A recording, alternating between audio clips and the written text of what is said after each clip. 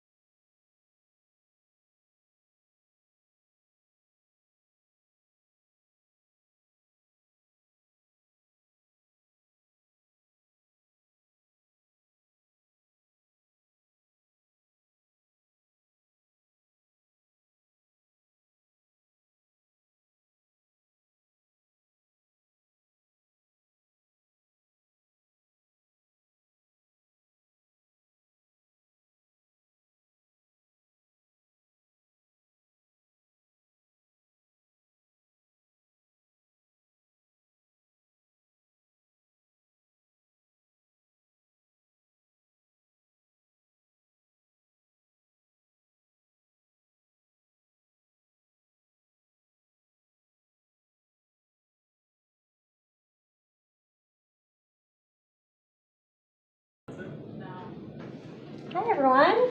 How are you doing today? Chime in if you wish. There's 2 people in person and I'm gonna take attendance. So I'm just gonna have you guys write your names on here and then I'll try to get everyone online. Who's Lisa? What's Lisa's last name?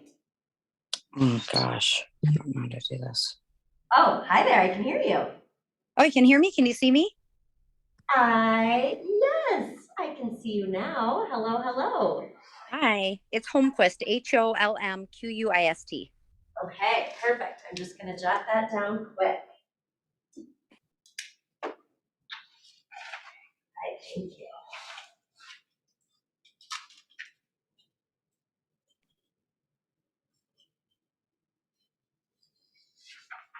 Awesome, and I think everyone else's names I know, so I'll just get started. My name is Melissa Johnson. I'm the broker here. I have been a realtor since I graduated from college, and that was the summer of 2000. So this is my 22nd year of selling real estate, but just my first full year of being a broker. And I had my past experiences, I had a lot of time that I worked in a model home selling new construction houses. And then when the recession hit in 2008, I realized that I needed to broaden my business and broaden my knowledge base. And I got involved in selling more existing homes as well. And then the rest is history. And I absolutely love being here at Keller Williams. But the purpose of today's meeting is to go over all the forms that you're going to need to fill out when you're representing a seller.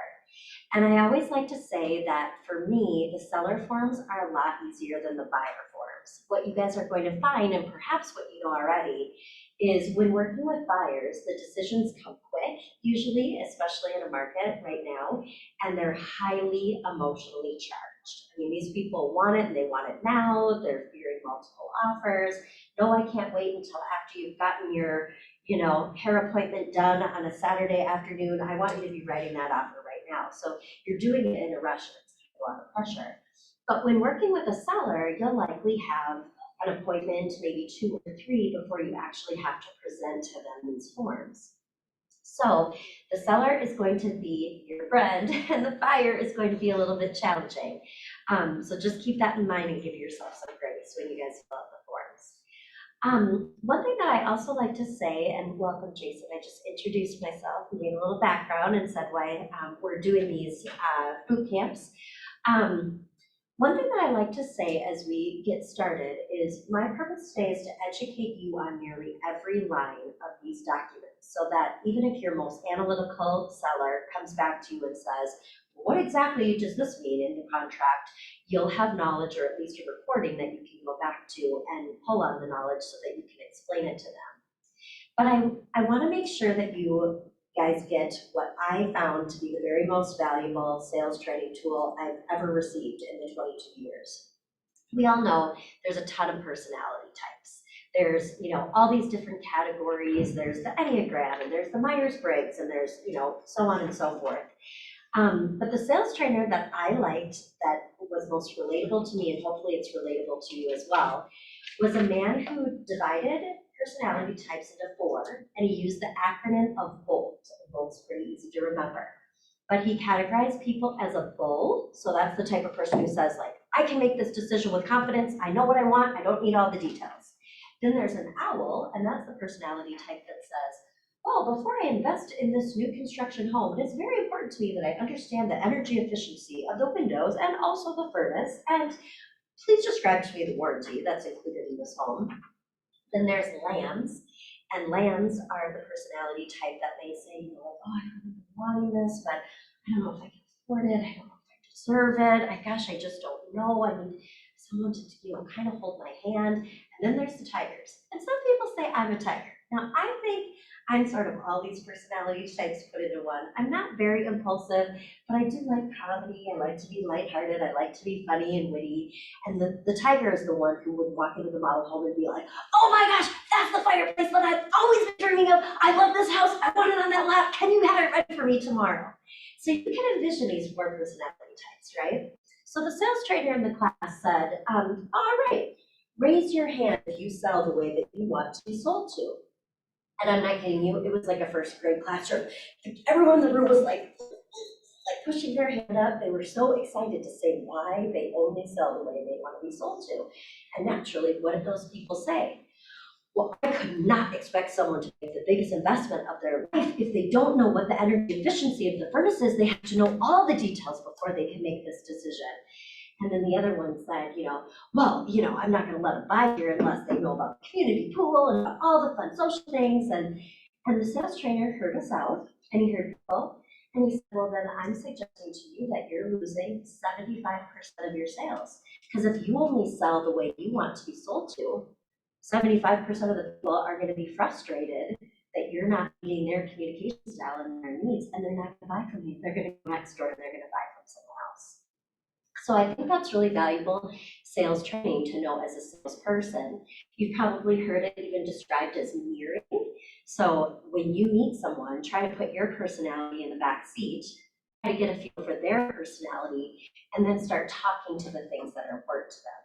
And the reason I use this in my boot camps to describe it to you today is I'm describing these forms to you like an owl, and oh no, if you're working with a bull or a tiger, don't you dare go over every line by line because they have to know all this information before they can make an informed decision.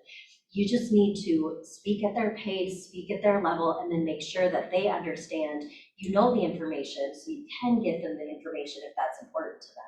But if it's not, you're gonna lose that seller in a heartbeat because they're gonna say like, oh my gosh, I can't go through this whole transaction listening to this person speak 3 times as long as I want them to. I'm impatient, I know what I want, I know what I need, I don't have time for this. So don't take the way and the pace in which I'm going to talk through these forms today as the only way you do it. I'm just doing it as an owl because I want you to understand what's on the forms. Any questions? Anyone ever heard that analogy before? The bulls, owls, lambs, and tigers? It makes sense though, right? Yeah, in one of my other From you. like, yeah. It makes a lot of sense, doesn't it? All right. Can I ask a quick question? Of course. I'm sorry, it's off subject, but when I first started to try to connect, I was having some trouble with my Zoom on my computer. So I ended up having to connect through my phone, which isn't the most comfortable way to watch this. So now I'm trying to enter the meeting on my computer, and I was wondering, do you have the passcode, the meeting passcode by any chance? I think we do. I think it's pretty It should be 265. simple. I think it's, try 265. 265? Okay. Did that work? Sounds like it, she just dinged. Great. Perfect. Okay, I do have copies of the paperwork for those of you that are in the room if you like to take notes on it and you want to go through a clean copy. So I'm going to set those out for you real quick. So just take a chunk until it gets to the next agency relationships and then pass it on down, please. All right, I'm going to start really basic, though I know a lot of you will have experience in this already. But I'm going to log into the North Star MLS just showing you how to do that. And I need to share my screen. I think I need to get it in first.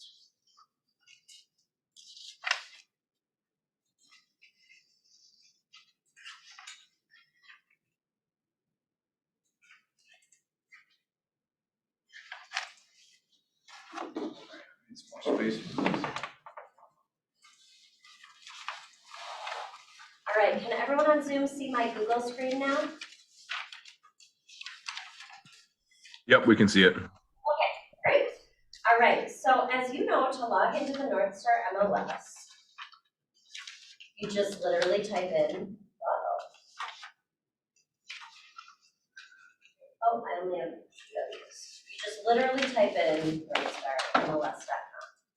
Then it brings you to this screen here where you can log in a few different ways. But before we log in, I want to make sure that you guys see here that there's this nice resources tab where they have rules and regulations about the North Star MLS, general information on the forms, and also the training library. If you're craving more education and you want to spend more time specific to the North Star MLS and its functionality and its forms, this is a really good spot to go. And then the rules and regulations is also really valuable, and there's some links and such here to rules and regulations. So we'll go to the Matrix login, and you'll type in your nerds and also your password.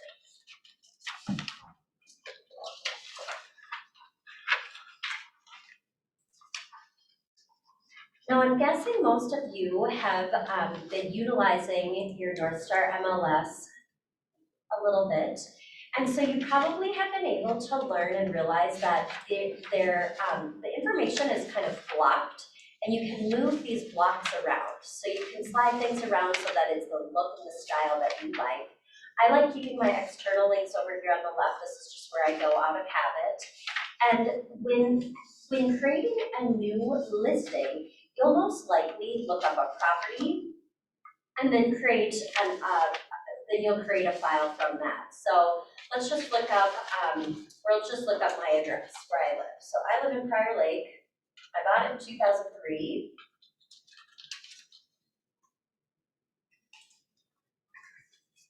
And you'll see it right here, all in its nice snowy grandeur. So from that then, you'd be able to go down here to this little icon that's white and green, and it says the Minnesota Realtor Forms, and you'd be able to click on that. And then it will take you into this, Jason, what do they call this? They call it a wizard. It'll take you into this wizard, and you'll be able to then use the KWPR listing paperwork template. There's also buyer paperwork, there's also the purchase agreement, just the purchase agreement and the purchase agreement and the buyer rep paperwork. So you do the listing and then you pull from all the data that's on the North Star MLS here. And it just takes you through a tutorial, which is actually pretty handy. We're not going to go through that today because I have forms already prepared for the bootcamp for us. So I just need to scroll down here and get to our seller bootcamp. All right, now the view that I like to look at it is not this transaction dashboard. I like to actually go over here and click on forms on the right, and that'll bring all the forms in just one single line.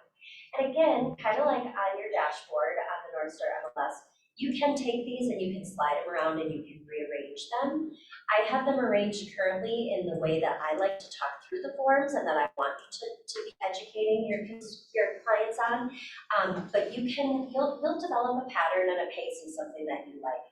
And so feel free to personalize this. Whether you are representing a buyer or a seller, the very first thing that you need to do is to go over, I got myself out of order and then I didn't switch it back right. Whether you're representing a buyer or a seller, you need to go over this agency relationships as the very first thing.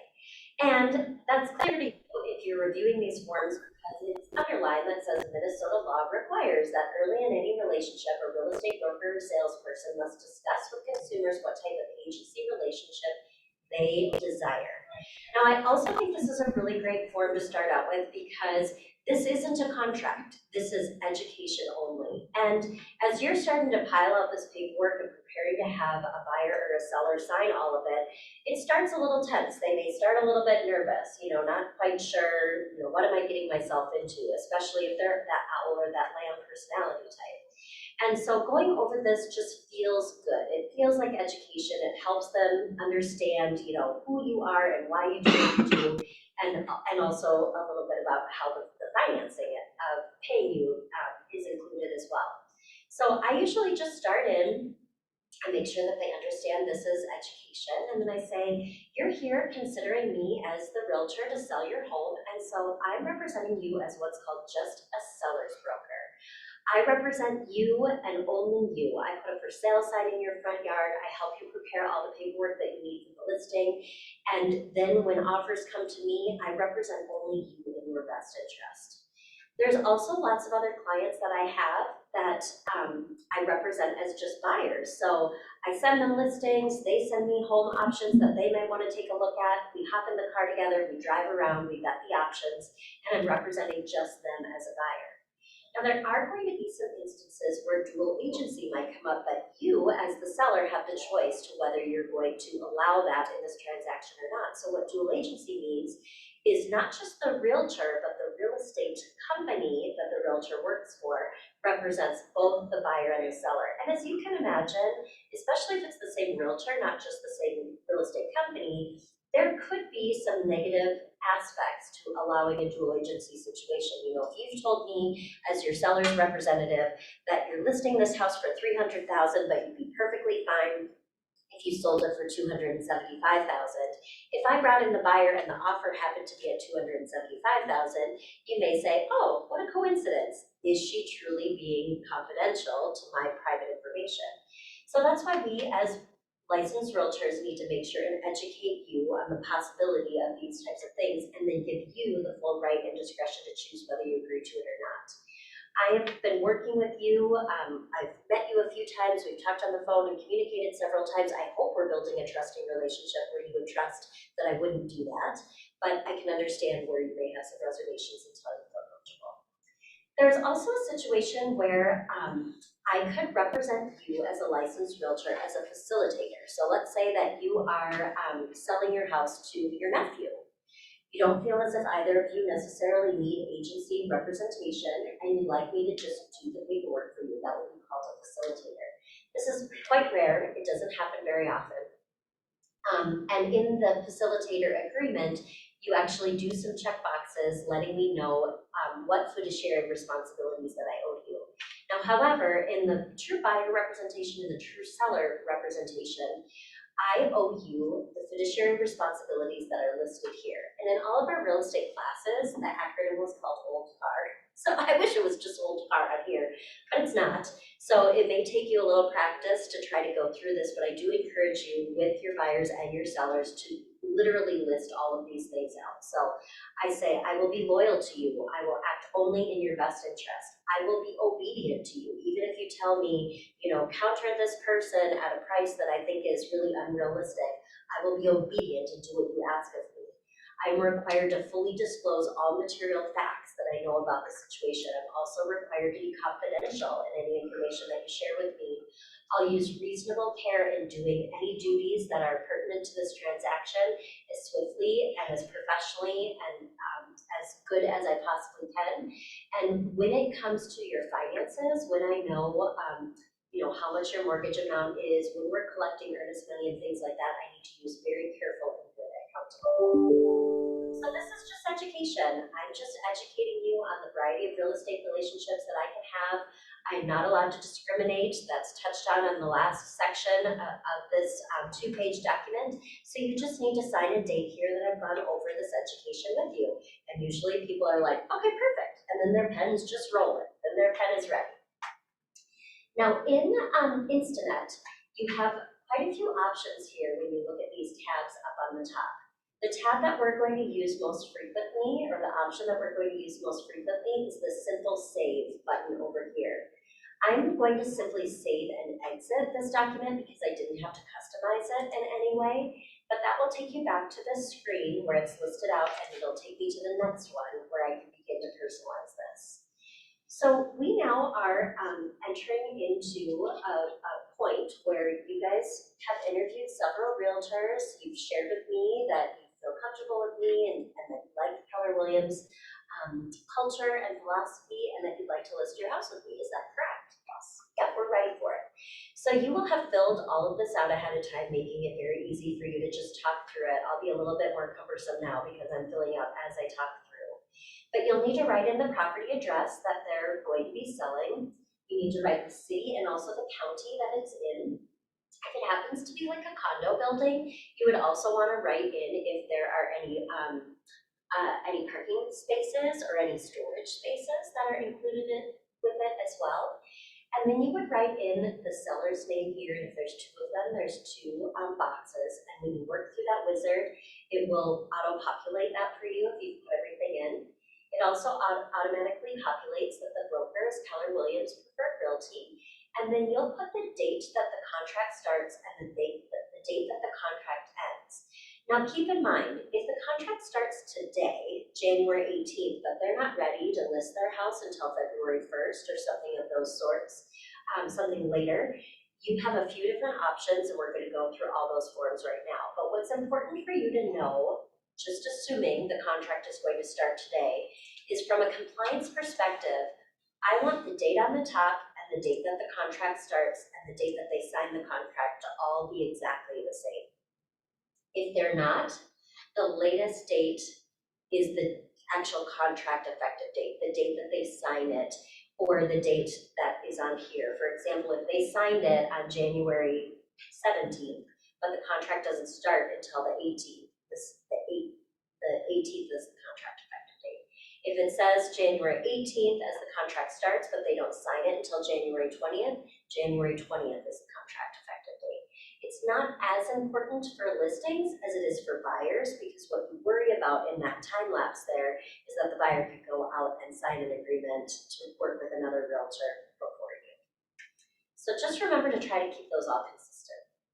Most of the listing contracts that I see are dated like roughly 6 months or so, but this is something that you can really personalize, especially based on the personality type of that seller. So if it's a lamb or someone who just, really doesn't care, or they're very, very trusting, heck, put it out for a year because that will protect you.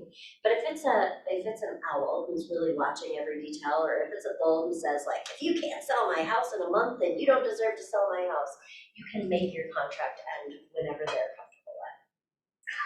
You'll write the list price of the property here on line 13, and then you do have to write in the terms of the listing here. And the terms is a little confusing because there's a lot of terms, obviously, to this listing, but this would be the financial terms of selling the house. So meaning you would accept a cash offer, you'd accept conventional financing, VA financing, FHA financing.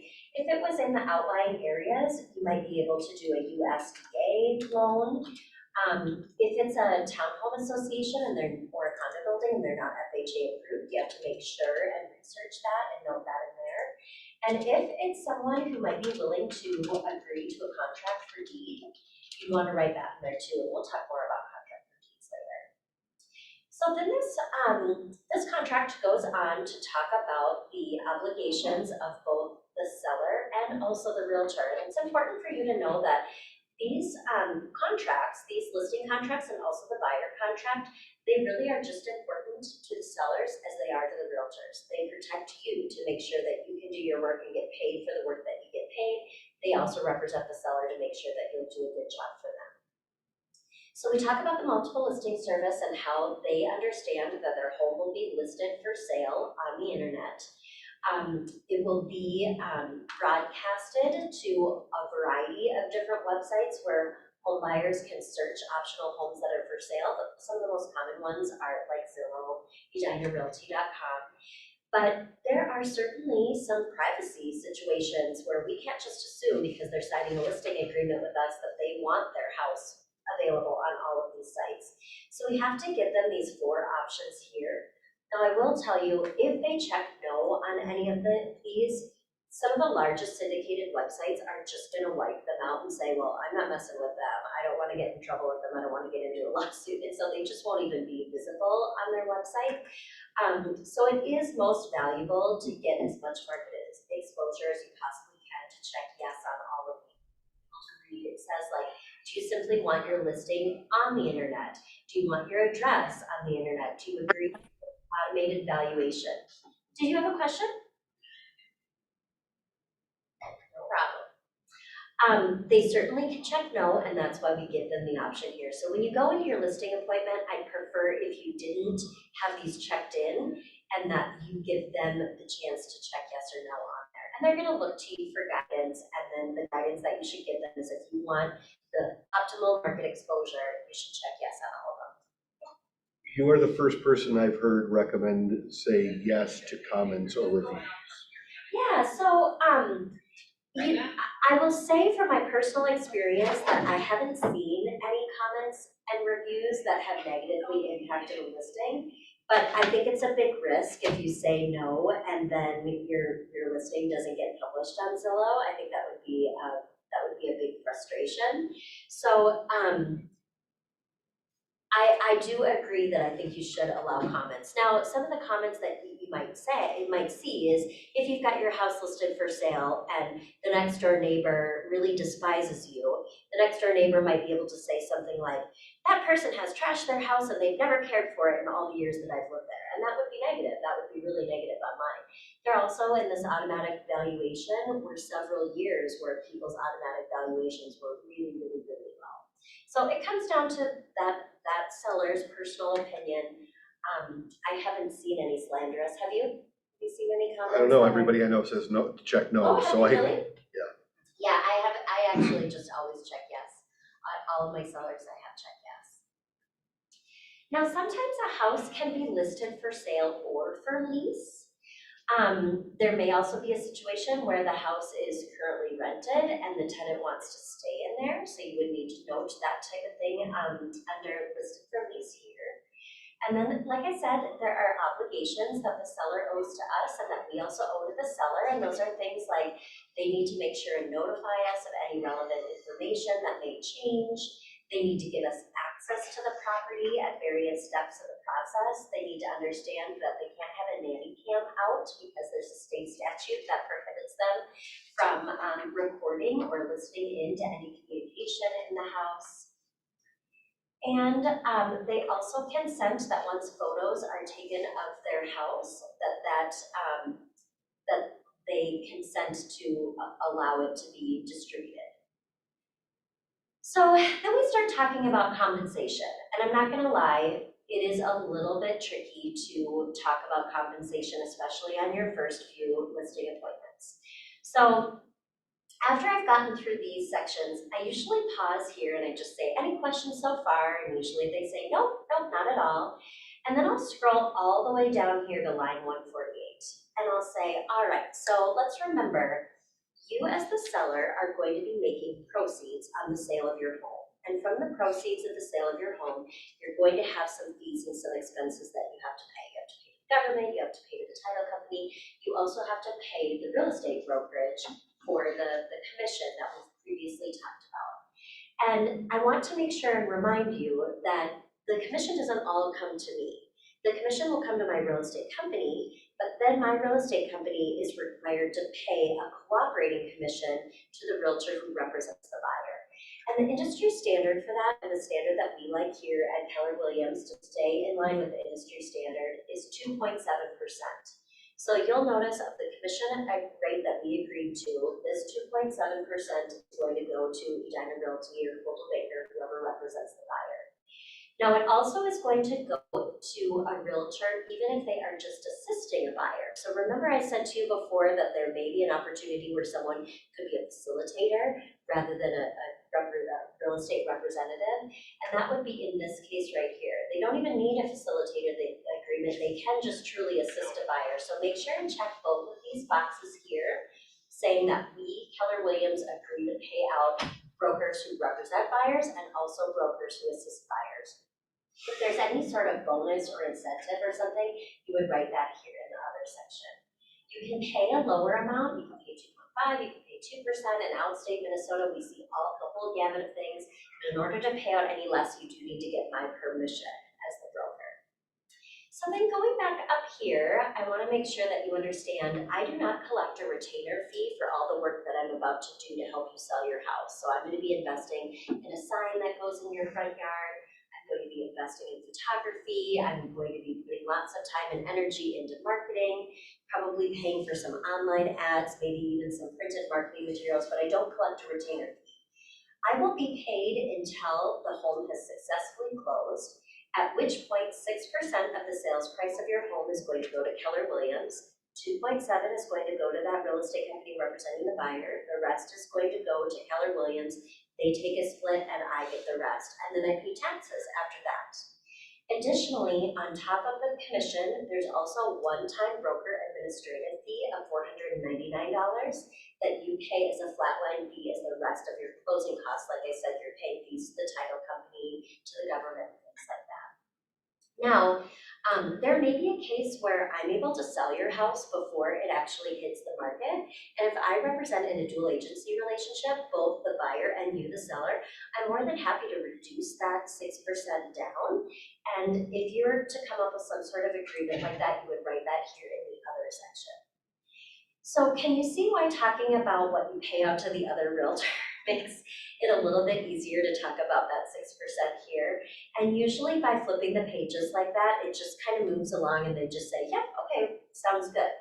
Now, if you're going over this with them for the very first time and you're expecting them to sign it, it might be a little bit different than oftentimes I go over this when I go to a listing appointment, but knowing that they're probably interviewing 3 other people and they're not going to be signing it until a week or 2 later.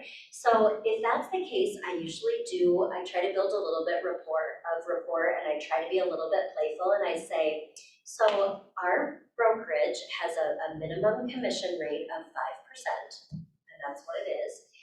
There's also a lot of other highly professional realtors who charge 7% for their listings. And we'll agree to some sort of commission rate between the 5 and 7%, whatever you think is fair. And this will give you the chance to see how good I am at negotiating. Tell me, how much do you think a fair commission rate is? And then usually the couple will look at one another like, oh, well, whatever you said before, like 6%.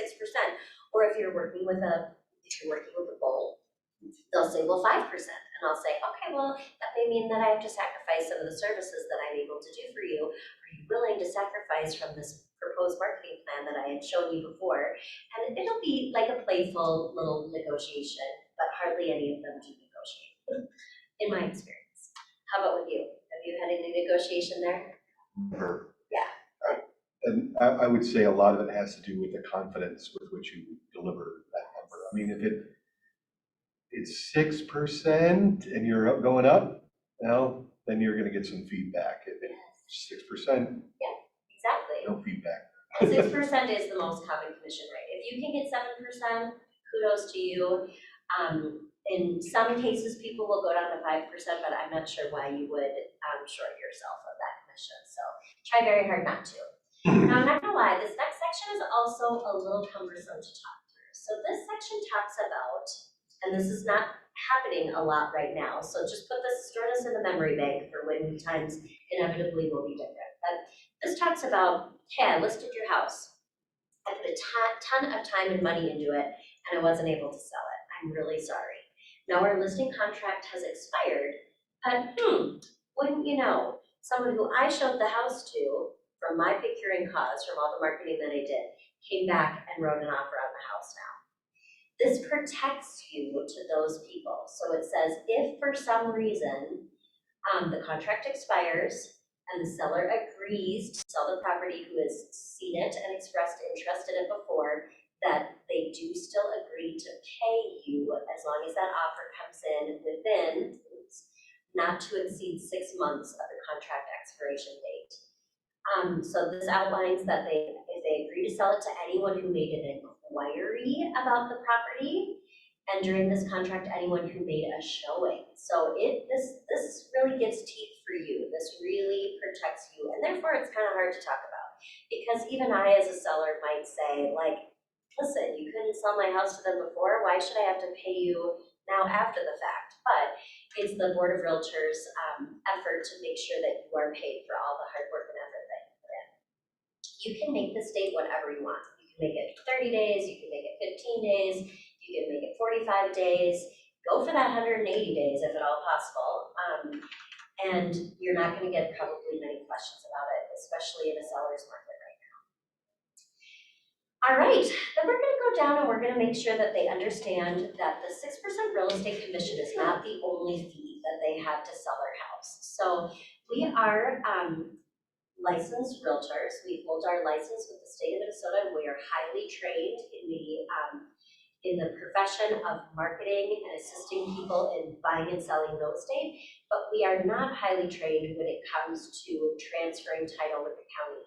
So we are going to recommend that they work with a title company that we've worked with in the past, that we know and that we trust, and that does a very good job.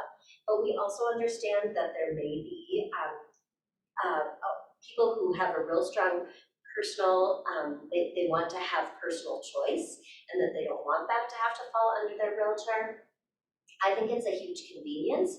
So talk through it and make sure that they understand they do have the choice. And they make the choice by checking either box 164 or 165 that says they do direct the broker to arrange the closing, or they shall arrange for a closing agent themselves. Regardless of what they check, but it must be one or the other, they do have to initial there. And I'll tell you, it's highly rare that someone wants to arrange for it on their own. If you're working with a corporate seller, so like the Home Partners of America and some of these relocation companies and stuff, they are going to work with their own title company.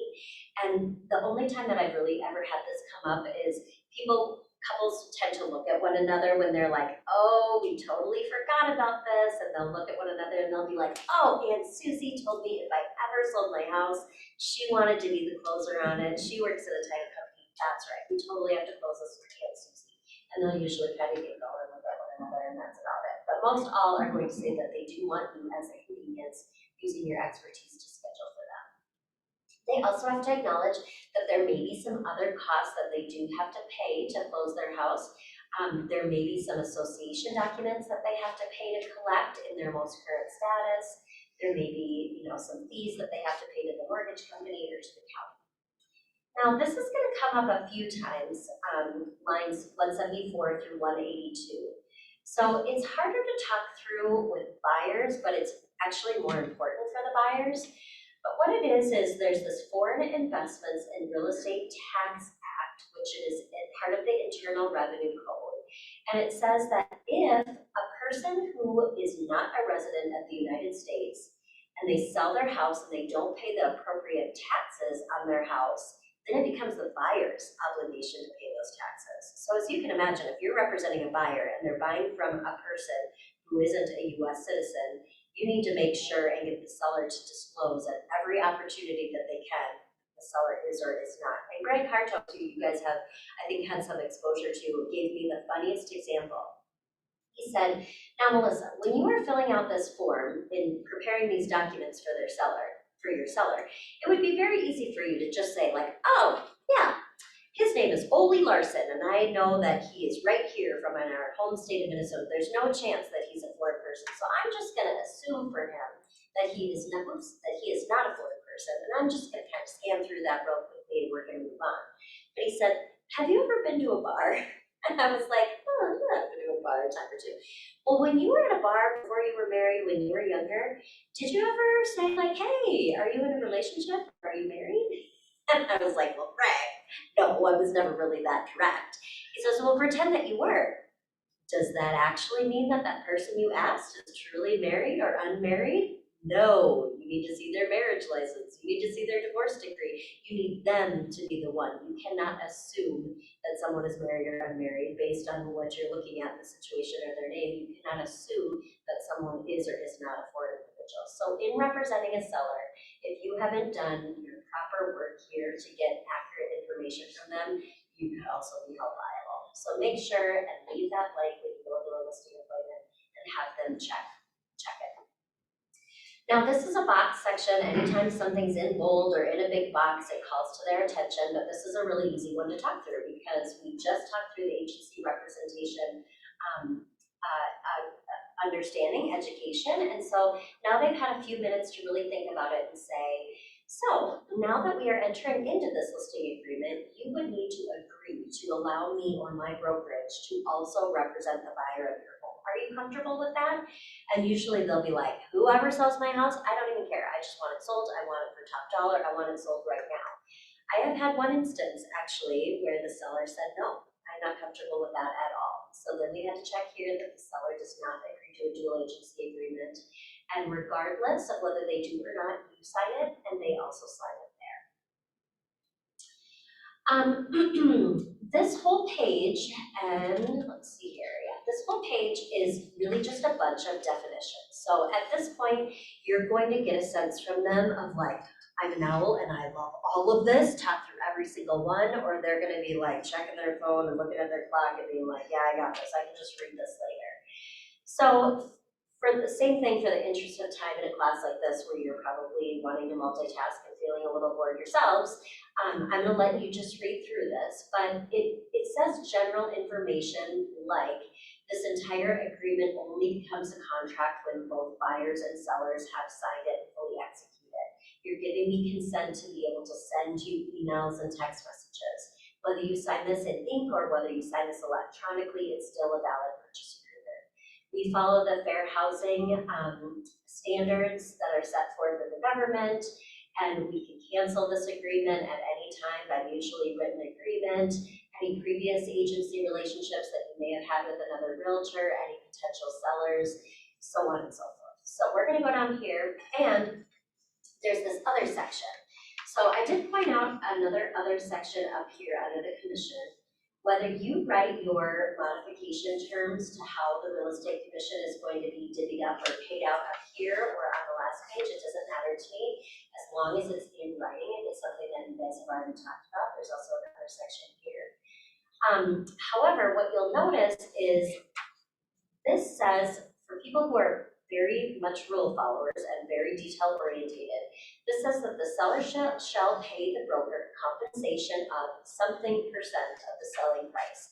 So if you choose to put 6% there and leave the $4.99 off, that's okay. I'm totally cool with that. That's probably how I would do it with my personality type as well, which is why I don't really think I'm a tiger. But you then have to put it in here somewhere. You have to disclose to all buyers and sellers all the monies that they're going to be paying as part of this transaction. So you would word it something like this: seller to pay a one-time additional brokerage commission of $4.99 at the time of closing as a part of their closing costs. Now help me out. Be professionals, be thorough. Please do write in their marital status here. If they're married or single, please do write in their address here. Just because they're selling this property on Island View Circle in Prior Lake doesn't mean that that's where they live and they need investment property or something like that. Please write in their phone number and their email address. There's spots to input this in command, but you'll find at times you're working so quickly you don't. So on behalf of the brokerage, if you were in a car accident, if you were in the hospital with COVID, if something happened to you and we needed to communicate with your buyers or sellers, this is the first spot that we would go. So please be very thorough and fill that out. Now, what I haven't been thorough about is every few pages you really should save yourself the trouble and you should go down here and you should click save. And I haven't been doing that, so I apologize. So I'm just going to go to save and exit. Any questions about the listing contract? Now that document's kind of heavy. So when we get to this additional disclosures, I try to lighten up the mood a little bit and I say, this is one of the best documents that you are going to sign today. Keller Williams Preferred Realty is one of the largest real estate companies in the entire Twin Cities. They are incredibly professional. They have so many resources available to them. And one thing that they found is there's a lot of information that they want you to know that isn't necessarily in these contracts. They put together this 2-page additional disclosure, which is just rich with really good heads up type of information. So they want you to know that you as the seller are obligated to fill out a seller's property disclosure. And I'll be giving that to you, or maybe I've already given it to you in our previous appointments. You are required to fill out a seller's disclosure very thoroughly, and that the buyer understands that it was filled out by you as the seller yourself. It was not filled out by us in any way, shape, or form. We can answer questions for you, but it has to be all done by you. We also want you as the seller to understand the buyer of your house is very likely going to request a home inspection of the property. They may even request that you pay for them a home warranty on the property. And we want you to have a heads up on that so you're not surprised by it when an offer comes in with it. We also want you to know there is certainly the possibility of multiple offers. I feel like we're pricing your house really well. I'm certainly going to do a very good job of marketing it. And so if multiple offers come in, you have the right to choose. Either you do want me as the brokerage to divulge the existence of additional offers, or you do not want me to divulge that information. And sellers will usually say, well, like, why would I not want you to divulge that information? Isn't it more valuable for the buyers to know and to feel that kind of fear of loss? And we would say, yeah, that's absolutely our approach and our thought process on that as well. So if you feel that way, you would allow me at the representative of the brokerage to divulge the existence of additional offers. Now, pro tip, and you probably know this already because I'm sure you've played a few games of cards throughout your lifetime, negotiating on a real estate transaction is a little bit like a game of Texas Hold'em. You hold all your cards very close to your chest, and sometimes there's even a little bit of bluffing going on. So you would never, ever, ever tell another buyer representative who comes in, oh yeah, I have another offer and it's for $300,000. You would want them to think it was for $325,000. So you're not going to tell them the price. You maybe will tell them the closing date, like, oh, our ideal closing date is, or you maybe would say, you know, the front runner offer has $10,000 worth of earnest money. Can you match that? Front runner offer has 50% cash invested. You can tell them some of these things, but you're definitely not ever going to want to tell them the price because you're going to want to pretend like you're playing a game of cards. You also need your seller to understand that if their home is a part of a community association, it's their responsibility for the time and also the expense to take care of getting all those association contacts and documents prior to listing the house for sale. Now, if the seller tells you, and you're gonna breeze over this if this doesn't apply to them, but there's this tax deferred exchange section and there's also this capital gains tax deferred exchange section down here. I wish they were together, and actually I'm rallying for that, but no one has changed it for me yet. But you're gonna hear from them, you know, this is my family's farmland, we're gonna sell the farmland and we're gonna buy an oil field in Texas. Or this is my mom's condo, my mom now needs to move closer to me in Illinois, and so we're listing this condo, but we're gonna buy another condo down there. It would be a similar property to a similar property exchange where it's not their primary residence. So there are tax benefits to them where they don't have to pay capital gains taxes if they exchange one investment property for another investment property.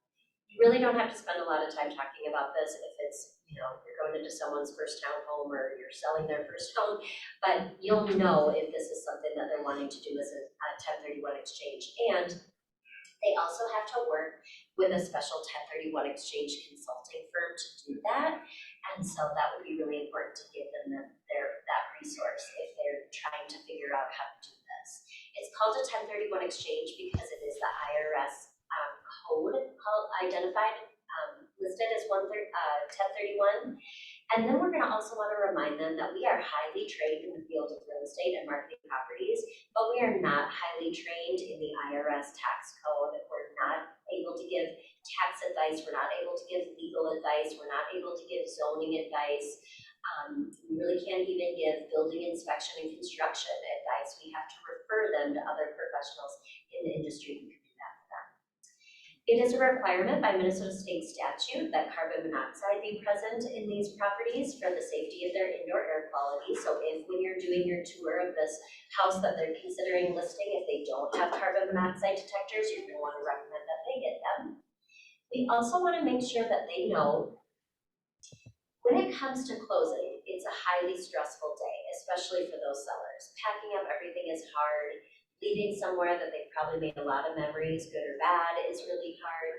So we're going to set a closing date for the contract. That closing date is really a moving target. I would say 10% of all real estate transactions have a closing date that gets pushed out for some reason. That would be highly irritating to a seller. I mean, they've got the moving truck, they've got their friends in the pizza party, they've got the cleaning crew lined up, they've got all these things lined up, and if they don't get to meet that date, they're gonna be agitated with you, agitated with everyone. But what's cool about this form that is proprietary to Keller Williams is we're telling them, hey, heads up, it's going to be out of our control. So if a closing date is delayed and your seller is freaking out on you, you could say, hey, just do me a favor and go back on those forms that we went over just when we were listing your house.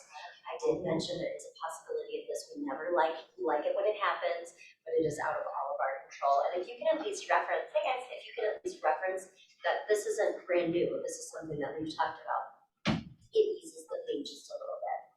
We also want them to have a heads up that on that very busy, very stressful week of closing and moving, that the buyers are going to come nosing through their house and doing what's called a final walkthrough. It's going to be highly irritating because they're gonna say, my house is in a shambles, like there's snowy footprints all over the floor because all of my friends have come in and the movers have come in.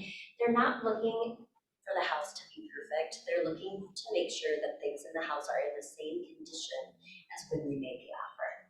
But they are entitled to that final walkthrough. Any questions on that one?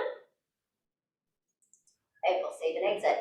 It's the same form used for buyers and sellers, so you'll notice that there's a buyer side and a seller side, but you only need your KWPR buyer or seller to sign it. Now, have you ever bought a car, like a brand new car, and they said to you at the time of financing, so we need to give you this disclosure form, because not only do we own Ford Motor Company, but we also own Ford Credit, and we own Ford this, and we own Ford Title, and we own all these Ford different things. If that rings a bell, this is the same type of form. And it is required that in any transaction, real estate or any other sale, if there are multiple services owned by the same people that the consumer is going to be using or has the choice to use, the consumer deserves to be informed of that. So this is giving notice to them that Keller Williams Preferred Realty, which is technically called Lakeville Holdings LLC, has an ownership group. And owners within Lakeville Holding also have some ownership interest in Minnesota Title, as well as New American Funding and Keller Mortgage. None of which do you need to use any of these services. You are not required to use any of these. They're given to you as options because they're convenient, they're economical. You don't have to choose to work with them. Regardless of whether you work with them or not, we do need to have you just sign here saying that you understand there is common ownership amongst all of them. Any questions on that one? Okay, I'm gonna go over 2 forms and then we're gonna take just a little mini breather break so everyone can stretch, use the restroom, get a bite to eat or a drink if you need to. But we're gonna go over the certification. Marty, it's still not working. What's not working? Oh, it is working. Oh, Okay, great. Sorry, I just had a question about I was having a hard time having you guys hear me for some reason. Maybe I wasn't talking loud enough. I had no, that's okay. I had a question way back when we were on the listing contract about where it has the legal description. I mean, I know for me, I was told by someone at one point in time that instead of putting the legal description, you can also put the PMI number. Oh, the PID number. Yeah. PID, I mean, yes, PID number. Is that true? You can just put the PID number? I would be okay with that. Yeah, I am okay with that. Where I think it's really pertinent and really important is you are going to, in the single family residential listing input form, you're going to need to put the legal description and the PID number. So it's a good idea to know both. And where it comes into play the most is there are townhomes that, for the reason of the developer at the time, it was financial, it was the state of the world and the economy. There are some townhomes that look like townhomes, and there are some condos that look like townhomes. And as you guys know from your training, you either own the land underneath it or you don't. So it really doesn't matter in a townhome whether it's a PID or a CIC, which is the primary differentiator, but it's going to matter to the mortgage company. So I think it's valuable to dig it up and look up the legal description there, and then that will be kind of like a safety net security checkpoint for you of, oh, is this a townhome or is this a condo? Where is the most reliable place to find that legal description? Would you say the tax? County tax, yep, exactly. Yeah, okay. Okay, and basically, is it always going to be right on there? Yeah, yep, it should be. Okay, all right, just wanted to make sure. I'll try to on that one see if you can find that easily. What was that directly related to on the form? Let me show you. Yeah, good question. It's right here. When you put in the seller's name, the property address. So you put in the property address, you put in the city, you put in the county, and then you put the legal description there. Okay. Yeah. All right. Thank you. In that spot, you also said, so if let's just say I put the PID number or legal description, but then if they also have like a parking space that's included or a storage unit that's included, you're supposed to write that in that area as well. I had never heard that before, so just wanted to confirm. Yep, you are, and then you also put it again, you duplicate it into the single family residential input form. In where? I'm sorry, I didn't hear you. No problem. In the input form, the single family residential listing input form. Oh, okay. Cool. Okay, so you've gone through the listing contract. You've agreed and committed to one another that you're going to help them sell. They're going to help you. You're going to help them sell, and they're going to be loyal to you. They're going to list with you, but they may not be ready to have their house up for showings right away. So you have 2 options for that. I'm going to do the certification to withhold first because I see people sign listing agreements in the fall that say we're going to withhold this property all the way until the spring. Like, I'm getting the commitment from you, Mr. and Mrs. Seller, that when you're ready to put your house on the market in the spring, you're going to do so with me. And that's really wise, you guys. If you can get someone to sign a listing agreement and a withhold form, it's literally like gold coins in your pocket. But you have to fill out this withhold form, and it has to be submitted to the front desk, and then the front desk submits it to the North Star Mls. So you would list that contract date, which we agreed was going to be today. You would list that contract expiration date, which whatever you and your sellers agreed to. Look at the PID number, ironically, is actually in here, not the legal description. And then the address and the county go in here. And then it can literally just sit in withheld until the contract expires if you wanted to, but wouldn't. But that protects you and our brokerage from being the only ones who get to list a house. So let's say that they forgot that they did all these forms with you, and Edina Realty marches in on March 1st. They fill out all these same paperwork, but without the withhold listing agreement. Edina Realty submits it to the North Star MLS, and the North Star MLS says, sorry, you can't do that. It's already under contract with Keller Williams III. Does that make sense? Now, when a listing is withheld, you can show it. You cannot market it, but you can show it. So you can't put it on your Facebook page, but you could say like, hey, to, your 6 favorite realtors, or here in this sales meeting, like we do a lot, I've got this listing, it's gonna be coming on in a couple of months. If you wanna show it, if you have a buyer who's looking for this exact need, it's available. So you can show it. In the contrast, when you go to the other option here, which is the coming soon authorization, you can market it, but you can't show it. So this goes right on the MLS, visible to the public for a maximum of 21 days, saying, hey, look, this is my beautiful new house. It's going to be listed for sale at this exact price. You can do showings starting on this date, maybe in our case it's February 1st, but like I said, maximum of 21 days, which states right here. And you cannot show it to anyone. You can't open the door, just be nervous and be cautious. There's eyes everywhere. Someone is going to report you, and that is not worth it. So the owner sign it and you sign it, and that's called the coming soon status. If you didn't do coming soon or withheld, your listing contract would go immediately. Regardless, it all goes immediately to our front desk here at AWPR, and then it would go immediately on as active on the MLS. Make sense? Okay, the forms that we're going to go over in the second half are very long, but I'm going to scroll through them fairly quickly because they're all very specific, and you're going to reference back on the recordings, and you're going to check with me if they come up, in the case for you. So we'll start with the showing instructions form and go on to the single residential listing input form, the disclosure statements, and then there's a bunch of other various disclosures for well and septic and liquids and whatnot. So take a little break. It is 11:01. Let's meet back at 11:05. Does that sound good? Were you guys able to find all those forms in there? Okay, and I know are there quite a few extras? Oh, yeah. Perfect. Okay, good deal.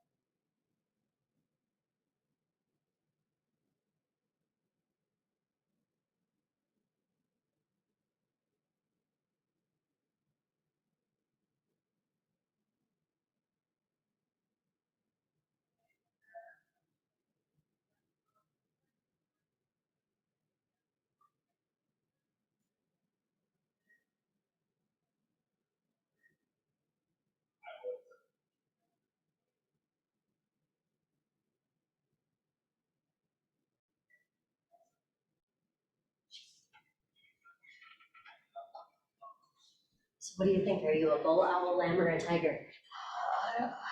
I think I'm a combination of two. I just can't see myself in this one category. I'm too. I do have a little tiger in me, but I also have a little owl in me, which is kind of weird. And I can make quick decisions. I wouldn't consider myself much of a lamb. I think for every situation is in the situation you're in. So true. So true. All right, for those of you on Zoom, we are going to get started again. Everyone ready? All right, so as a real nice convenience to you, the front desk here at KWPR will set up your listing in showing time. Now, it's fairly easy to set up showing time instructions on your own, and maybe you've played around with that a little bit. But if you don't want to have to worry about that, and you just want to send all your paperwork to the, through command to the front desk and have them do it for you, you would fill out the single family showing instruction form. So you would fill in today's date, you'd fill in their address. You wouldn't have an MLS listing number yet, but you would write in yourself as the listing agent, your contact information, and then you would also write in any other owners or occupants. So if it's tenant occupied and the tenant needs to approve the showings, or if it's owned by the person who's selling it, you would call it the owner. And they have the choice to have their showings automatically approved. You also have the choice to text, and they can then respond via text and say whether that showing time is okay. It can be done just via email. We can also call them to schedule it. It may be the case where someone, works, maybe they're a teacher and they're not available at all during the day. So the wife is the one who's called first and the husband is called second when he's not in the classroom. So fill this out as thoroughly as you possibly can. It also asks what type of lockbox is on the front door. If it is a numeric lockbox, what's the code? Is there an alarm there? Are there any pets there? Is there anything, that they need to know? Do you want them to leave a business card or not leave a business card?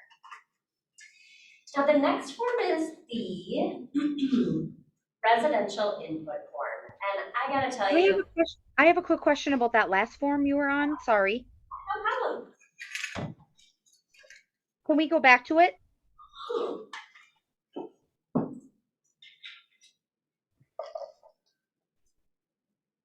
Okay, so on this form, I've been a little actually confused with how to fill these out. Sometimes you have people who just want it automatically to accept every showing, but just send them an email letting them know when the showing is, because they're not living there anyway. So that's how you do that. So you would say just send an FYI, and then whether it be text or email or phone. Okay. All right. And then let's see here. I would say, as long as you're asking, I would say for yourself too, to probably just have notifications sent to your email. Otherwise, your phone could really be blowing up with text messages, and email you can filter away into, create one file folder for it. Sure. Okay. Thank you. That was my question. Yeah, my pleasure. No problem. Good question. Love that you guys have them.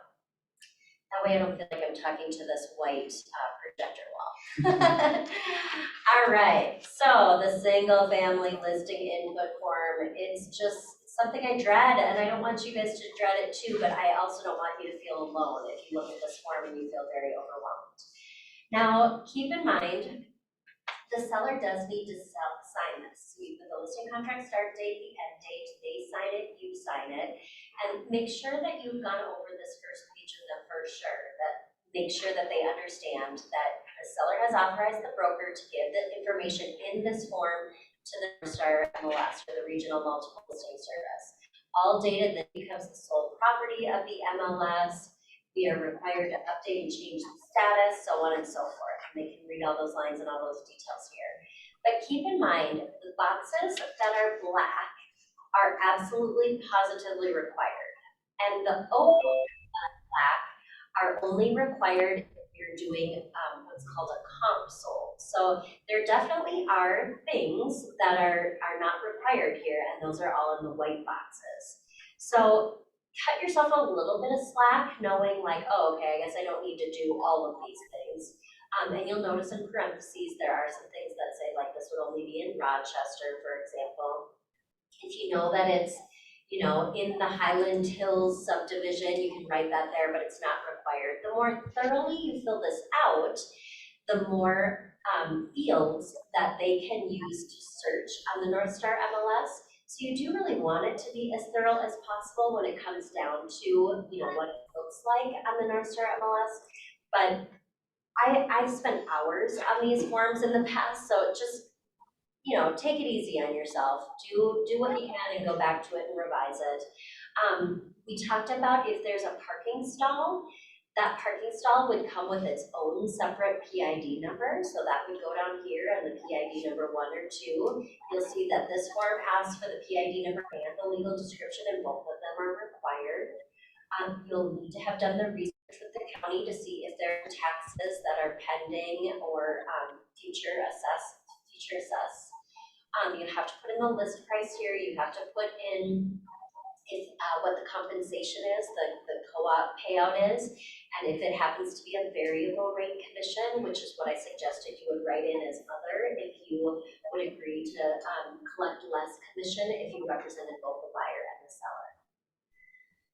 So we won't spend any more time on this except show you that down here it's really important that you fill out remarks. Now, agent remarks are separate from buyer remarks, although there are a lot of people who take the easy route. This was not listed by me, this is when I bought my house, but there's a lot of people who just use the same agent remarks as public remarks. I think that's just foolish, because in the agent remark, you can write things like, roof was just redone in 2018, or friendly dog on the property, please don't let it out of the mechanical room. Things that are helpful for an agent to know, but maybe you don't want in your real fluffy, flowery marketing public remarks here. It's also important that you put in financial remarks if there's something that would be a financial benefit or a financial constraint to the property. So if the condo building or the townhouse association is not FHA approved, it's very important that you write that in there. This building is not FHA approved. If this is just on the outlying fringe suburbs and it's something that people could use a USDA loan where they put zero money down, that'd be really valuable to write there as well. Or if maybe there's like a financial incentive that you're adding on, that buyer to receive, $4,000 carpet allowance included with the price of the house or something like that. That's what the financial section is for. All right, any questions on that? I had one question about up where you talked about if you are an agent and you want to have a variable rate where you can change your rate. What is that? What is that? Yeah, so put yourself in the shoes now of being a buyer's agent, okay? So Melissa Johnson of Keller Williams Preferred Realty has listed this house at 123 Main Street in Burnsville. It's a great value at just $300,000. I've done the showing. My clients really want it, and I'm going to be writing an offer for them. Now, Melissa Johnson has told you, all right, well, we do have 10 other offers on the property, and I need to disclose that one of them is from me. Well, you would go back into the listing, and you'd probably ask Melissa Johnson some questions, but you'd go back in the listing, and you'd look down here under compensation, and you would say, okay, so they're agreeing to pay out 2.7%, they're not paying anything to a sub-agent, they're not paying anything to a facilitator, and okay, good. It's not a variable rate. So that puts you and Melissa Johnson on the same playing field. However, if it said variable rate, yes, you can assume Melissa Johnson, who represents both the buyer and the seller, is probably going to have a financial incentive to the seller because she's not going to charge them as much commission. Wow. Okay. That's a pretty powerful tool. Oh yeah, really, really powerful. Okay. Thank you. Taylor and I did a file audit this morning too, and I told him, when you turn in your files to command, it asks for a copy of this MLS form. And, a lot of people may say like, well, why do you need to have that? It's for tiny little details like this, like going back to say, well, did they properly reflect that when they were marketing it and advertising it? Other silly little things like, did they change the room measurements if they received about it, or so on and so forth. But yeah, that variable rate, it's a really big deal. It's a really, really big deal. And I Thank look you. for every file on it. Yeah, you're welcome. Now, this form is so monotonous, you should be going through and saving it, literally every single page that you edit. I never ask my sellers, I don't put the responsibility on them to go through and audit this for me. I don't ask them to read through it and make sure that it's all accurate, because that would be too monotonous for them. But if you have an owl or someone that you think is really detailed, you could ask them to do that. Shoot, I think I slowed down the computer. I clicked save too many times.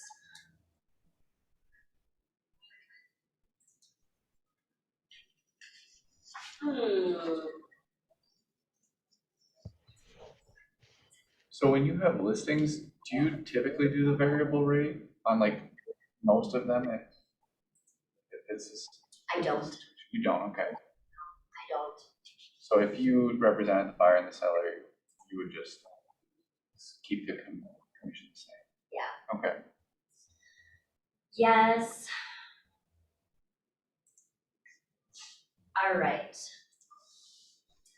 Along the lines of that question though, if you are going to agree to lower it, you do have to have pre-discussed it. And you have to put it on the North Star Mls that way.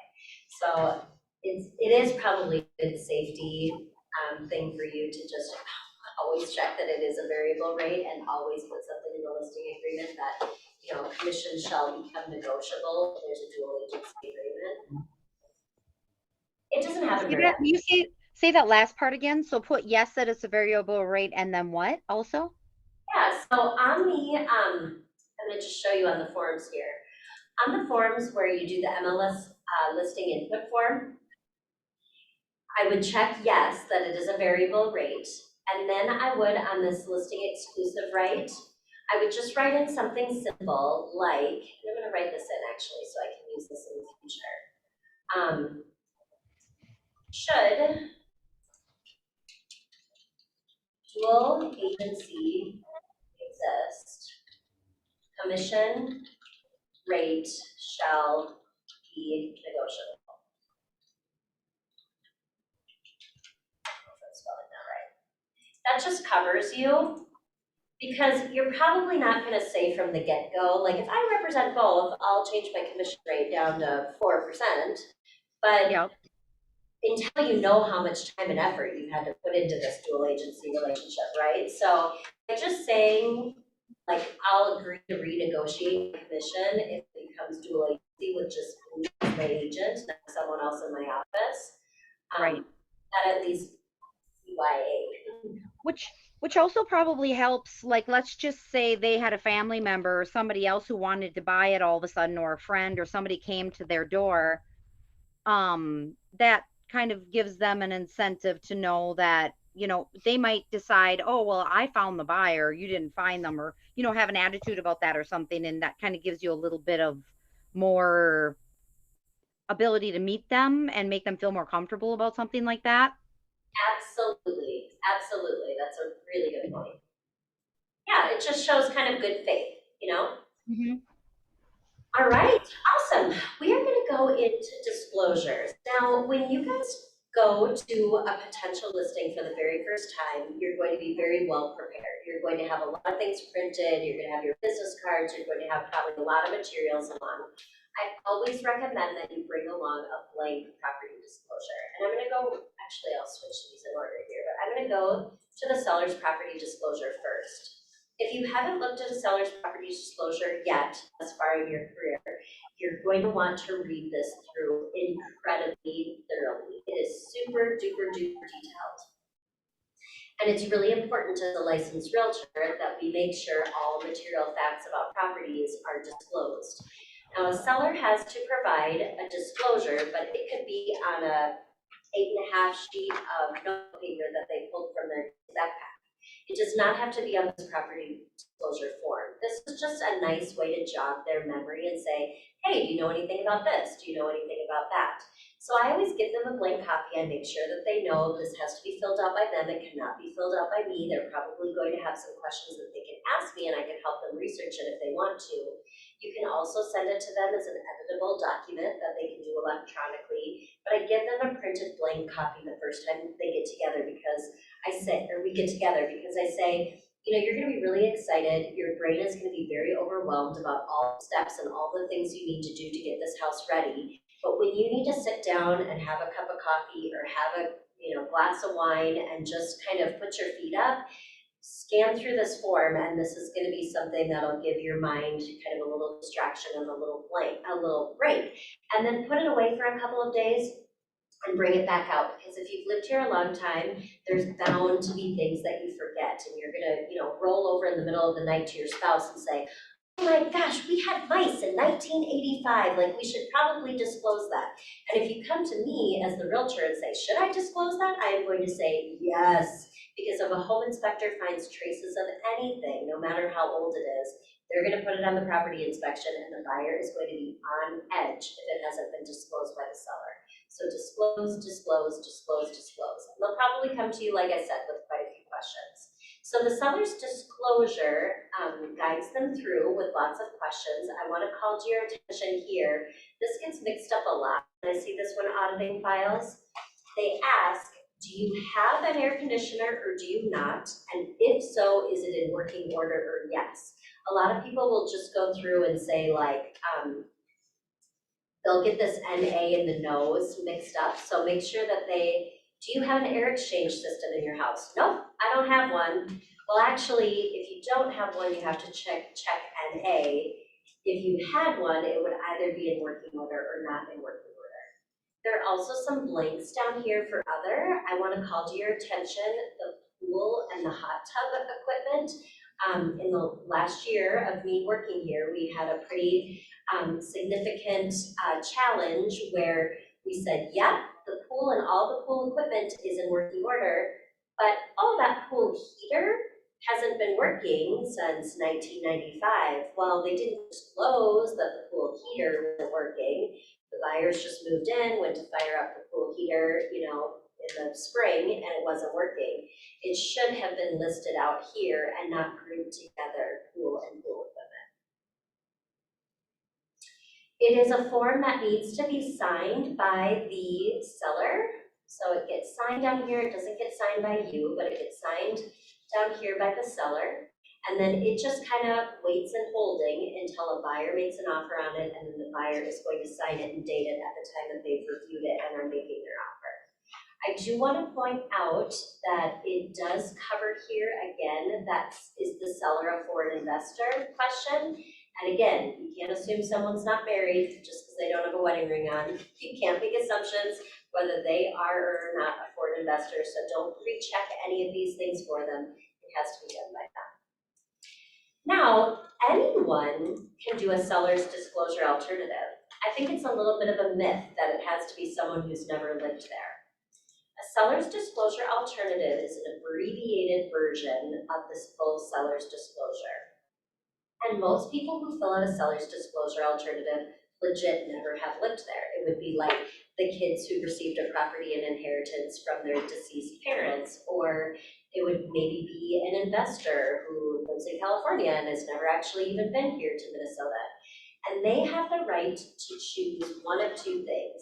Either they can just simply waive their need to disclose, or they can hire a home inspector. The home inspector can do a property inspection report and they can include that as a supplement to the seller's disclosure alternative. Now, like I said, even you who've lived in the house, you can choose to waive your seller's disclosure, but it would raise the eyebrows and cause a lot of questions for concern of the buyers who are looking at your house, and that may impact your price, and that may impact how many people are showing the house, how many offers that you get. So if you are an owner who lives there, it really is truly best for you to do a full disclosure, even though it'll be an investment of probably 30 minutes of their time. So I have a quick question about this. I was curious because I have seen that before where people choose to use this alternative disclosure even though they were living in the home. Now, if you were to I'm confused why they would even want to do that, just because of the reasons you just said. But I mean, you have to, as an agent, you still have to report any material facts. So regardless if they use the alternatives disclosure and you knew, let's just say that there had been um water coming into the, leakage into the basement or something, you still have to disclose that. And then as far as they go, let's just say somebody purchases the property and then later finds out that there, was a bunch of water in the basement, but they use this alternative disclosure. Does this relieve them from being able to be brought to court to No, cover that? no. They still, no matter Okay. what their disclosure was, they still can have to go through arbitration or a lawsuit. Okay, so basically this really doesn't protect them at all, doing it for that reason. Yeah, it's not intended necessarily to be a protection. Okay, I just What wondered is, why I've seen people do that. what's the main purpose of this form here? So by state law, realtors and sellers are required to disclose all material facts that they know about their house. So if they're a shady person and they're a seller and there's material facts that are not obvious to us, that we aren't aware of, and that they didn't disclose and then are discovered after closing, the buyer could take them either through arbitration for it to be determined by an arbitrator if this was a material fact that they knew, or they can take them to court and a judge would decide if it was a material fact. If it's, blatantly obvious, they probably would be sued by the buyer. They probably would be liable and have to pay a lot of money. If it's not blatantly obvious, like if it's something that's up in the attic and no one's ever gone into the attic access, then the fate of it just boils down to that judge or that arbitrator. So What's this alternative form though? Like, is this an either or, like you do this form or the regular disclosure form? exactly. So what does this form specifically do So this would that you wouldn't want to, yeah, that you wouldn't want to use the regular one? Yeah, this would be most commonly used for people who lived there. So let's say they're an investor who lives in California and just owns a dozen properties. Oh, Or let's say that the kids received this as an inheritance from their late mother and they oh yeah, okay. Yeah, I got it now, yeah. Now, one other caveat is you'll hear the term, I'm gonna require that you buy this house as is, or I'm gonna go so far to say that I want to buy this house as is because I think that's gonna make my offer more attractive. I don't think I have an as-is addendum in here. I think I actually just have that in the buyer form. But to use an as-is addendum, and you can just write on an addendum, we agree to buy this house in its current condition, but to use the technical as-is addendum, you have to have reviewed a seller's disclosure alternative. You cannot review a full seller's disclosure. So just store in your memory bank that the as-is addendum and the seller's disclosure alternative go hand in hand. So if you're living there and it's an old farmhouse out in the middle of nowhere and you say like, hey, I didn't have the money to be updating this. I know it's in some rough condition. I'm not gonna agree to repair anything. I want them to buy this with an as-is addendum. You would then guide your client, your seller, to fill out a seller's disclosure alternative so that we can use that as-is addendum. Does that as-is addendum protect the seller in any way, or Yes, more so than the Yes. the disclosure alternative? because it's the buyer's acknowledgement that they're saying, hey, I know there could be some things wrong and I still agree to buy it. But it doesn't specify any of those things that are wrong. Right, So, okay. right, exactly, yeah, exactly. Okay, as you guys probably know, if a house was built prior to 1978, there's a high probability that there could be some lead-based paint in the house. And if there's flaking lead-based paint and pets are gnawing on it or kids are accidentally picking it up and chewing on it, that needs to be disclosed. So most often the seller will say that they have no knowledge or no records of lead-based paint. However, this is another one of those where the husband and wife may look over at one another and say like, oh, what was that packet of papers that we received when we bought? If they do have any records or tests, they do have to dig those up. They check box 18 and they have to disclose that. The rest of the form is left blank and it's put on as a supplement to the listing. And then when the buyer makes the offer on it, the buyer then says they either want to review the property within a 10-day time period to conduct a risk assessment, or they agree to waive it. This is something that all parties have to sign, including you as the realtor and including the buyer's realtor when they make the offer to you. This is something I see missed in audits a lot, that one or both of the realtors miss that form. So just remember that. Also, another disclosure coming up would be if there is a well or a septic system on the property. So this is where I said I'm going to go kind of quickly because you're not going to have a lot of wells or septic systems on your listings, most likely. But I have lots of them. What's that? I have a lot of them. Oh, you do? Yep. Well, there we go. Then I'll spend more time on it if you have questions for me. But the well disclosure statement has the purpose of the seller disclosing to the buyer, this is who drilled my well. It's either in use or it's sealed. Maybe it's a shared well. They also want to be sure to give information about how much it's being used. So if this is a shared well, it asks here. If it is your own well, it asks, oh, that's the septic system. I'm sorry, how many loads of laundry and stuff are done.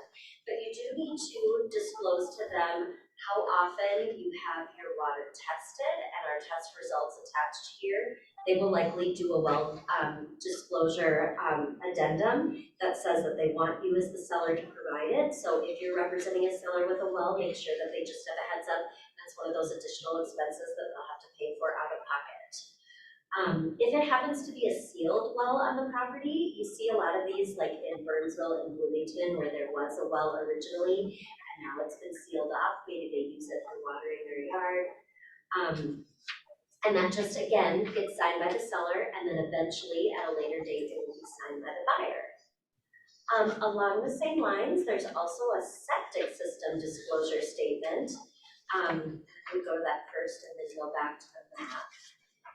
So the septic system is thorough in the same regard, and then it asks, what type is it? Does it have a drain field? Is it a mound system? Is it open-ended? Is it now, is it a holding tank, or is it maybe not even in use anymore? If you were connected to city water and sewer, does it happen to be a shared system? And if so, how many properties does it serve? When was it installed? What was the installer's name? What's the size? When was it last pumped? So this, kind of like I was saying with the seller's property disclosure, is something that you should be giving to your sellers when you know that you're out on acreage and they for sure will have a well or a septic system, so that they can spend some time and even a couple of weeks in researching it and digging it all up. How many people use it? How many bathrooms? How many loads of laundry are done through? And then again, the seller signs it, but the buyer signs it later. What happens if the seller like doesn't know anything about their own stuff? Yeah, you can leave that all blank. I do see that in my audits. It's not helpful, and you can bet your bottom dollar that the buyer is demanding that information at some point. So it's just better to try to be as thorough and help them research it with the county website prior to listing it. Okay. Great question though.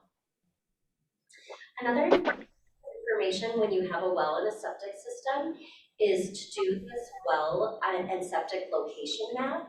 And it honestly can just be very cryptic. It doesn't need to be anything fancy. It can just be, here's a box that symbolizes the house. Here's a line that symbolizes the street. And the septic system is up here to the north and the well is down here to the south. It can be very, very detailed. You can even screenshot a map on there if you want to use an aerial view or something. But it's really just done to be informative. It's not something that they're going to be held to it if it's out of scale or if it's done sloppy. It's just a helpful point of reference and context. Ironically, this is something that you just initial rather than sign.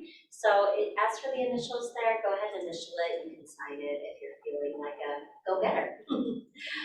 All right, now we are going to move on and talk about a few other forms that you may come upon. They are not disclosures, but a few other forms that you may come upon. And actually, the first one is a requirement. So the others are not. So at the time that you are assisting someone in considering their listing price and considering listing their house, you're going to fill this seller estimate of proceeds worksheet out. Then you're going to have them fill it out and sign it a second time once they're under contract. And this is going to be audited. This is something that I return a lot. Now, if they happen to list it for $175 and it sells for $175, I'm okay with you just sending it again and saying, I just want to remind you, this is what your this is what your estimated proceeds are expected to be, and upload that into command. That's okay. But if the price is even, a fluctuation of 5,000, 2,000, 10,000, we want very much so for the seller to see how that's going to impact their proceeds, because a lot of the fees that they have to pay are based on a percentage, and that can really adjust the price quite a bit. I'm not going to take the time to go over this today. There's a full and thorough Loom video that you can look at referencing exactly how you calculate some of these things, but we do want you to be as thorough with this as possible. And like I said, the seller absolutely has to sign it at time of listing and also on the date that they sign their purchase agreement. The listing change form and contract amendment. So let's just say you listed their house for $175, it sat on the market for 2 months and it never sold. It's still listed with you, but they need to change the price. We're going to have you fill out this listing input form. You're at this point now going to be able to enter in the listing number because it's on the MLS and you know what it is, and you're going to put in the new list price here and you're going to have them sign it. It's really important that you have them sign it for either a listing price change or if the listing gets canceled. It's required for both of those, and it's required that I also sign it if it's going to be a cancellation. They don't have to sign it for these other instances that I'm going to talk through, but I'm going to ask you to have them sign it anyway for best practice, because it's just really thorough records for yourself saying this was a suggestion or a brainstorm or an idea of all of you, or maybe a necessary change, and that they as the client, they as the seller understand this is now going to change it on the MLS. So for example, if you were working with the bull and they said, if you don't sell my house within the first month, you don't deserve to sell it. Then the bull softened up a little bit and said, well, okay, I guess maybe it is hard to sell a house in December. I'll let you now list this house all the way until the end of February. You would then use this form to say, my listing contract expired on December 31st, but now I'm extending it to February 28th. You would put in those 2 dates there. Or if they are going out of town and they say, every time we go out of town, we turn our water off because we had a terrible incident, a handful of years ago. And so without water, we just don't feel like anyone can show the house. Like we don't want anyone accidentally turning on the sink or using the toilet. So can we just take my house off the market for a while? I want to make it temporarily unavailable for showings when I'm gone. Or sometimes you use this status if there's multiple offers on a property and the seller just doesn't want to have to be showing it anymore. So again, it doesn't have to be changed, and it doesn't have to be signed for this, but if their house is temporarily not going to be getting any showings, I think it's very good business practice for you as the real estate professional to have them sign an agreement with that. Maybe not as important if you change the listing back to active from temporarily unavailable for showings or from that coming soon status. Probably not as important if you're changing it to pending, but again, just do it for best practice. And then also just do it for best practice once it changes to sold.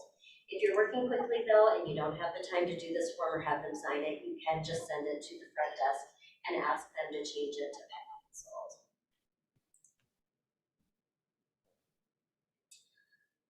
Another form that is similar to that,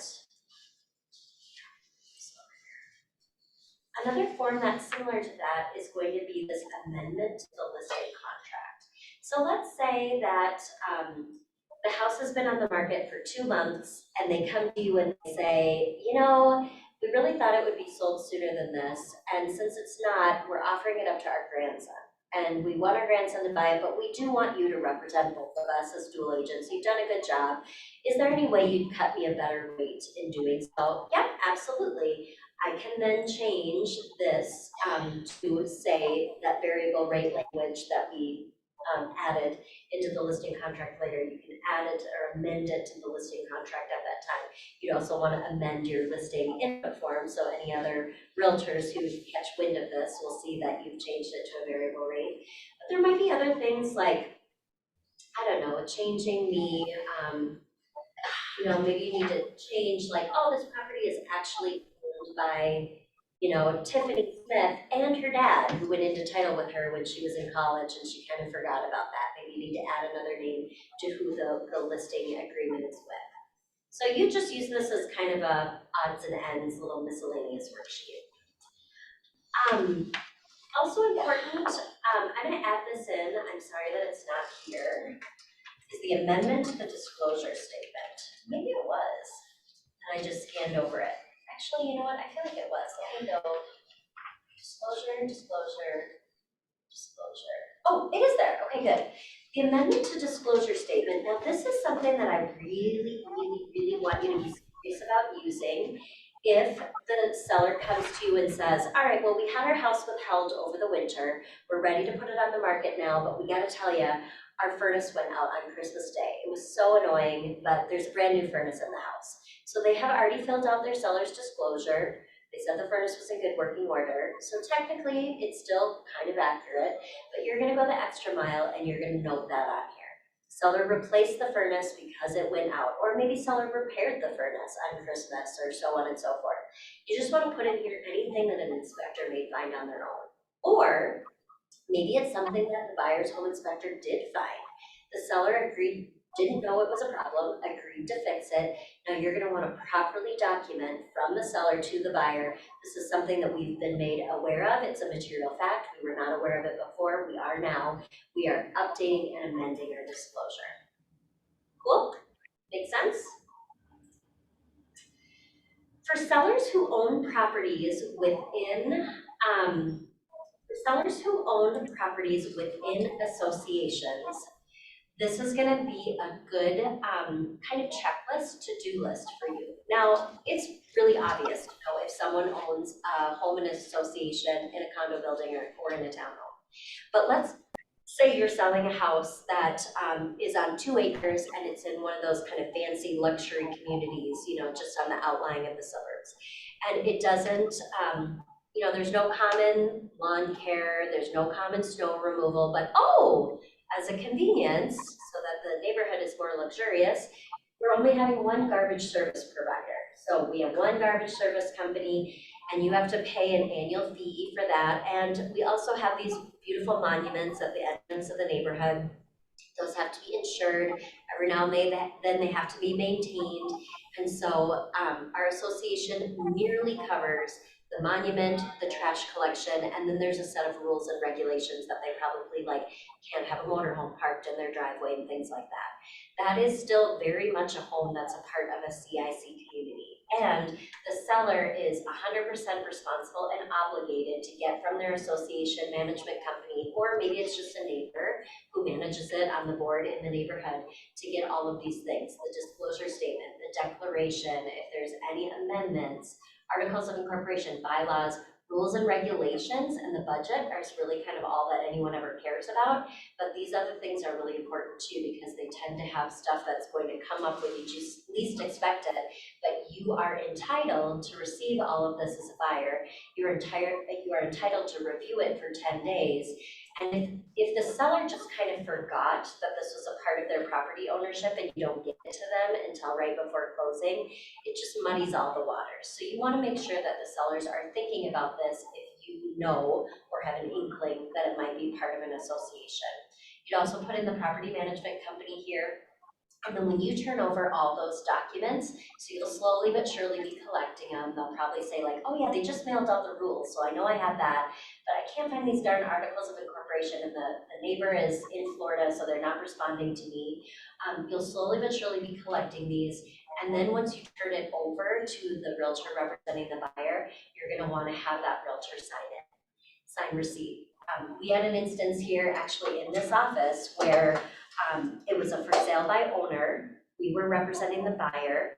The for sale by owner person sent over the rules and regulations and the resale disclosure, but didn't send over all these other documents.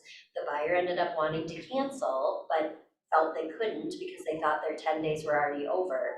The seller sent them, oh my gosh, I forgot to send you all these documents, and lo and behold, that starts the 10 days over again. It's 10 days from the date that they received the last document.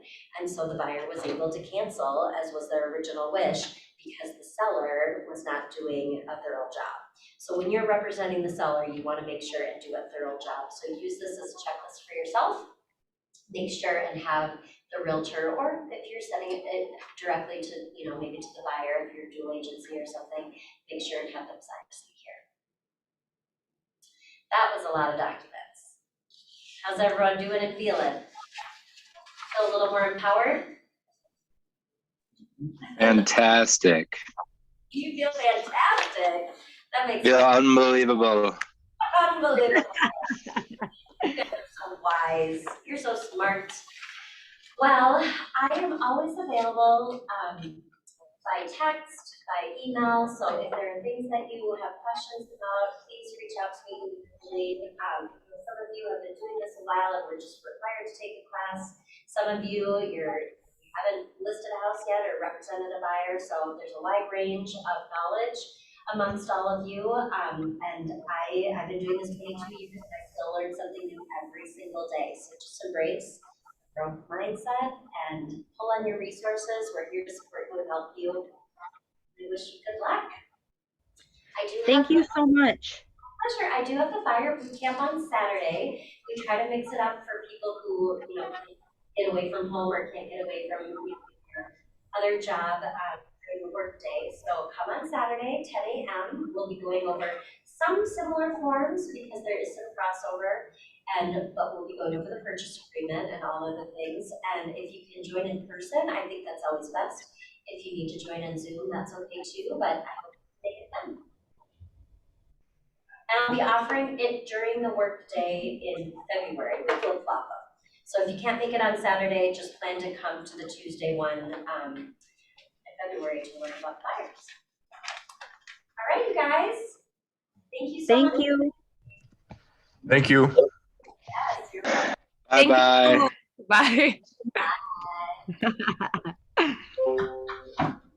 Melissa, I have a question. So I was doing